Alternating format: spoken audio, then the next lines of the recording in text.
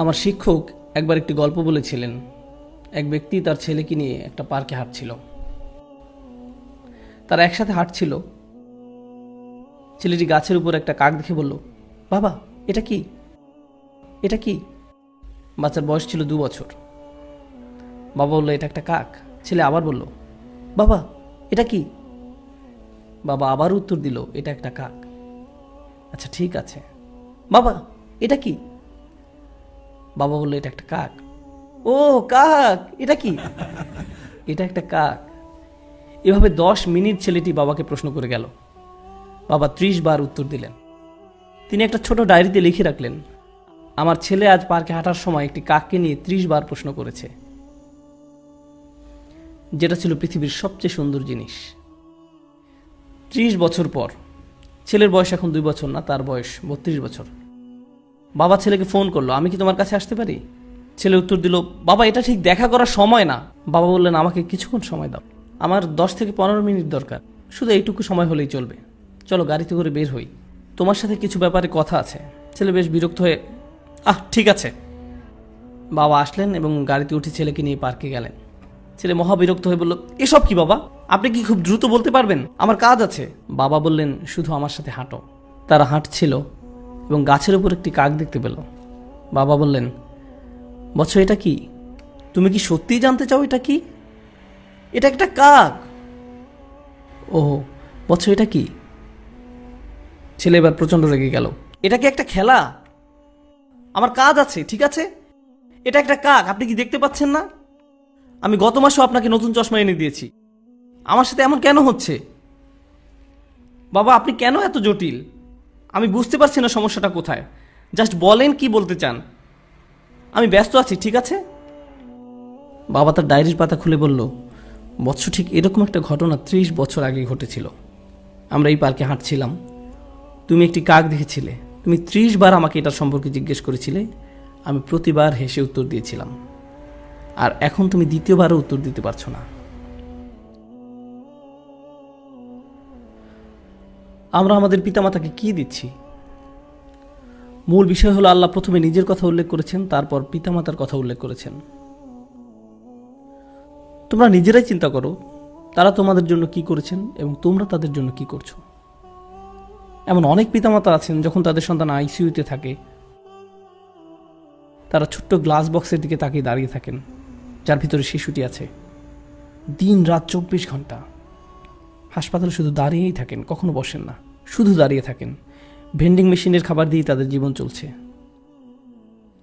আর ঠিক এই সন্তানই বড় হলে ফোন করে খবর নেওয়ারও সময় হয় না।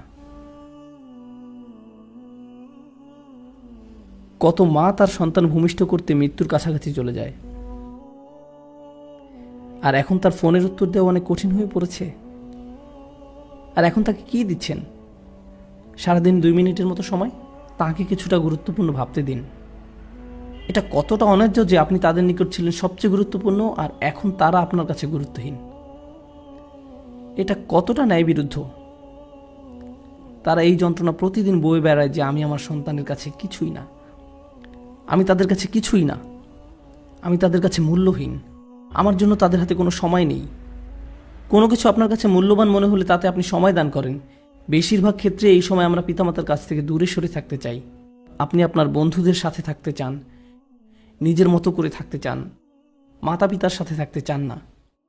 এই বদ অভ্যাসটা আপনিই বাড়তে দিয়েছেন, আর সময়ের পরিক্রমায় এটা আরও খারাপ হতে থাকবে। আমাদের পিতামাতা অনেক অনেক বেশি আবেগপ্রবণ, তারা খুবই রক্ষণাত্মক। এটা বুঝতে পারবেন না যতক্ষণ না আপনি নিজে পিতামাতা হবেন। আপনার বয়স 60 হলেও আপনি তাদের কাছে শিশু। তারা এখনও স্মরণ করতে পারে আপনার ময়লা ন্যাপকিন পরিষ্কার করার কথা, আপনাকে দুধ খাওয়ানোর কথা, কিভাবে ঢেকুর তুলেছেন, পিছনের সিটে বসানোর পর কিভাবে আপনাকে পরিষ্কার করেছে, খাইয়েছে। আপনি স্মরণ করতে পারেন না, কিন্তু তারা পারে। আমার সন্তান এটি মনে রাখবে না। গাড়িতে বসা অবস্থায় আব্বু টয়লেটে যাবো, টয়লেটে যাবো, টয়লেটে যাবো, হঠাৎ করে সে চুপ হয়ে যায়। আমি বললাম, জানালা নামিয়ে দেয়, এখনই সময়।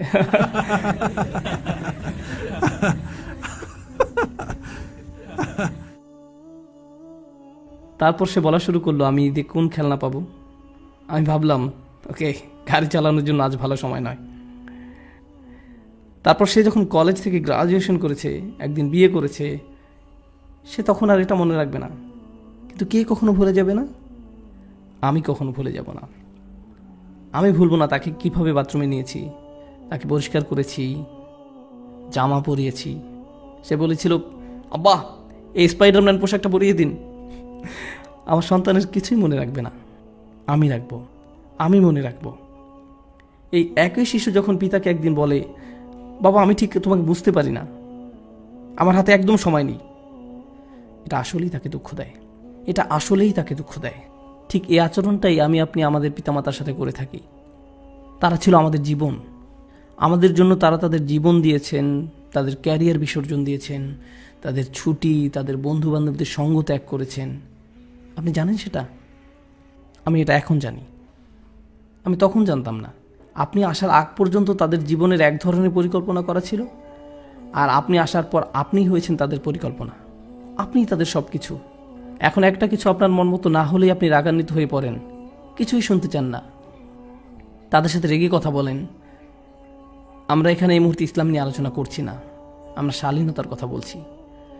তারা আপনার জন্য কি করেছে আর আপনি তাদের কি ফিরিয়ে দিচ্ছেন, এটা খুবই অন্যায়, এটা খুবই অসমীচীন। আমার বাবা এত বিরক্তিকর, আমার মা এই, তারা সবসময় রাগী, তারা কখনো সুখী নয়, তারা এই তারা সেই। কিন্তু আপনি কি, আপনার অবস্থা কি? আমি আপনাদেরকে বলছি, আমি সব সময় এটা বলার সুযোগ পাই না, যদি আপনি আপনার বাবা মার দোয়া না পান, আপনার জীবনে কোনো কিছুই ভালো হবে না।